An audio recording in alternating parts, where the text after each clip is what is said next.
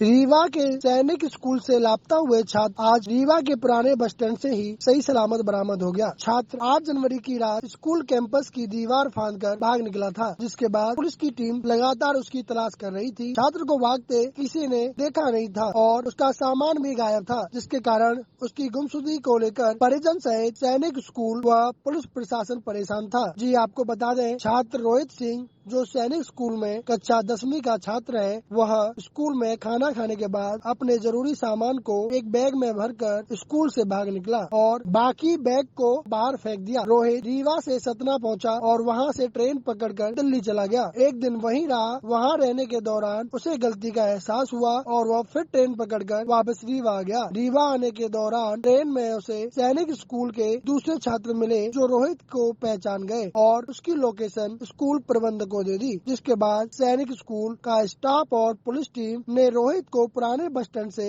बरामद कर लिया। रोहित ने पुलिस को बताया कि उसे हक लाने की आदत है, इसलिए उसका मन एनडीए में जाने का नहीं है। रोहित हक लाने की आदत से मानसिक रूप से परेशान था, इसलिए उसे लगता था कि वह एनडीए में सिलेक्ट नहीं हो पाएगा।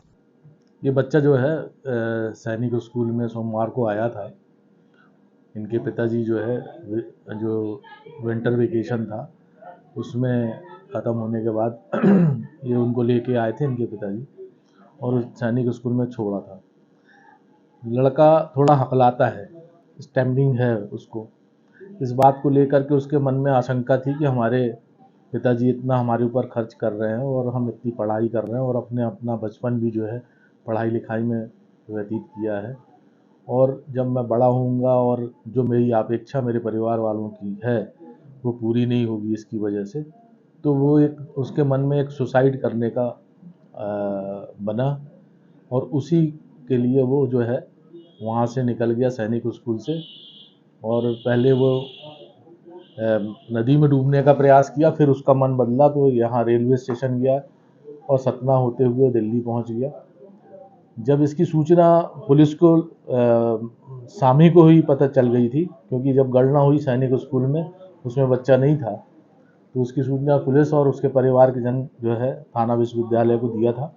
विश्वविद्यालय थाना और पुलिस की टीम पूरी लगातार जो है सर्चिंग में थी उसके, और किसी एक बच्चे ने उसको देख लिया था कि ये बच्चे की सूचना तो सभी को मालूम हो गई थी, तो उस बच्चे ने भी सूचना दी, तो उसको फॉलो करते हुए पुलिस जो है पहुंची इसको।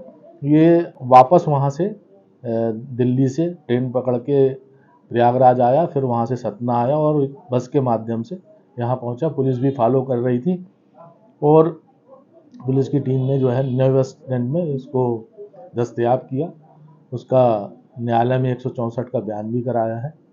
जो मैंने अभी आपको बताया यही उस बच्चे ने भी जाहिर किया है, जिसकी काउंसलिंग की जा रही है और इसके बाद इसके परिवार को और स्कूल को बच्चा सुपुर्द कर दिया जाएगा। सैनिक स्कूल के कुछ छात्र थे जिन्होंने छात्र को देख लिया था रास्ते पे और उसका वीडियो बनाकर के प्रबंधन को सूचना दी थी। प्रबंधन को भी सूचना दी थी और पुलिस को भी ये सूचना आ गई थी। जैसा मैंने अभी आपको बताया भी कि जो उस स्कूल के बच्चे थे वो भी अपने स्कूल में वापस आ रहे थे और सभी को इस घटना की जानकारी हो गई थी कि बच्चा जो है स्कूल से मिस हो गया है, बाहर चला गया है और उसकी तलाश की जा रही है। इस सूचना पर उनकी नज़र थी और उसने बच्चे को पहचान लिया और तत्काल जो है उनने अपने प्रबंधन को और स्कूल प्रबंधन को पुलिस को सूचना दी। तो दिल्ली कैसे लौटा ये? वो उसके मन में प्लस माइनस हो रहा था, कभी वो उसमें जा रहा था, कभी वो अपने परिवार का ध्यान रख करके वापस हो जाता था उस विचार से, और इसी योपोह में वो आत्महत्या का निर्णय नहीं ले पाया।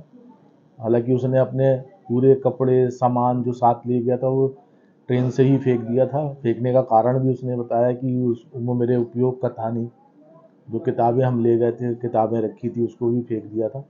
उसका कहना यह है कि हमारे उपयोग का था नहीं, हम यदि नहीं रहेंगे दुनिया में तो फिर उसकी आवश्यकता हमारे लिए थी नहीं। लेकिन वो निर्णय बदलता रहा और ईश्वर की कृपा से ये उस निर्णय पे जा नहीं पाया और वापस आ जाए। सुखद बात है परिवार के लिए, हम सब के लिए, बच्चा आ गया है।